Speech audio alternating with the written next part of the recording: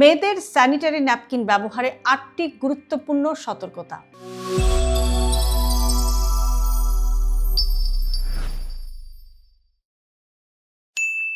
Sanitary napkin তো অনেক নারী ব্যবহার করেন, কিন্তু ভুলভাবে ব্যবহার করলে হতে পারে ত্বকে জ্বালাপোড়া, দুর্গন্ধ, সংক্রমণ, এমনকি ব্যক্তিগত অস্বস্তিও। আজকে আমরা জানব স্যানিটারি ন্যাপকিন ব্যবহারের কিছু গুরুত্বপূর্ণ সতর্কতা যা অনেকেই জানেন না।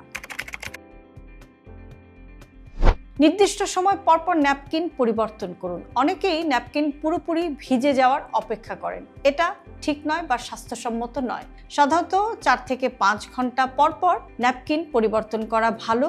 রক্তপাত বেশি হলে আরও ঘন ঘন পরিবর্তনের প্রয়োজন হতে পারে।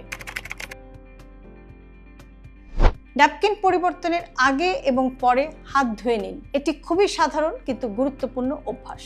সাবান এবং পানি দিয়ে হাত ধুয়ে নিন, এতে জীবাণু ছড়ানোর ঝুঁকিটা কমে। ভেজা বা স্যাঁতসেঁতে ন্যাপকিন দীর্ঘক্ষণ ব্যবহার করবেন না। দীর্ঘক্ষণ ভেজা পরিবেশে থাকলে ত্বকে র্যাশ, চুলকানি, অস্বস্তি এই জাতীয় সমস্যা হতে পারে। আরামদায়ক এবং পরিষ্কার অন্তর্বাস ব্যবহার করুন। সুতি বা কটনের অন্তর্বাস ব্যবহার করার চেষ্টা করুন। প্রতিদিন অন্তর্বাস পরিষ্কার করুন, এই অভ্যাসটা ভালো। সুগন্ধিযুক্ত বা পারফিউমড পণ্য ব্যবহারে সতর্ক থাকুন। কিছু মানুষের ক্ষেত্রে সুগন্ধিযুক্ত ন্যাপকিন বা ইন্টিমেট স্প্রে অ্যালার্জি, জ্বালাপোড়া, ত্বকের সংবেদনশীলতা বাড়াতে পারে। ব্যবহৃত ন্যাপকিন সঠিকভাবে ফেলে দিন। কাগজে মুড়ে নির্দিষ্ট ডাস্টবিনে ফেলুন। টয়লেটে ফ্ল্যাশ করবেন না, এতে পাইপ ব্লক হয়ে যেতে পারে।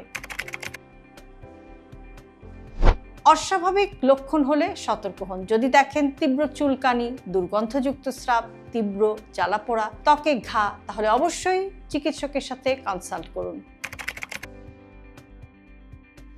রাতে দীর্ঘ সময় একই ন্যাপকিন ব্যবহার করবেন না। অনেকেই রাতে 8 থেকে 10 ঘন্টা একই ন্যাপকিন ব্যবহার করেন। প্রয়োজনে উচ্চ শোষণ ক্ষমতার ওভারনাইট ন্যাপকিন ব্যবহার করুন এবং সকালে দ্রুত পরিবর্তন করুন। সহজ করে বললে, মাসিক একটি স্বাভাবিক শারীরবৃত্তীয় প্রক্রিয়া। তাই এই সময় পরিচ্ছন্নতা এবং সঠিক অভ্যাস বজায় রাখাটা নারীর স্বাস্থ্যের জন্য অত্যন্ত গুরুত্বপূর্ণ। ছোট ছোট সতর্কতাই আপনাকে রাখতে পারে আরও স্বস্তিতে এবং সুস্থ।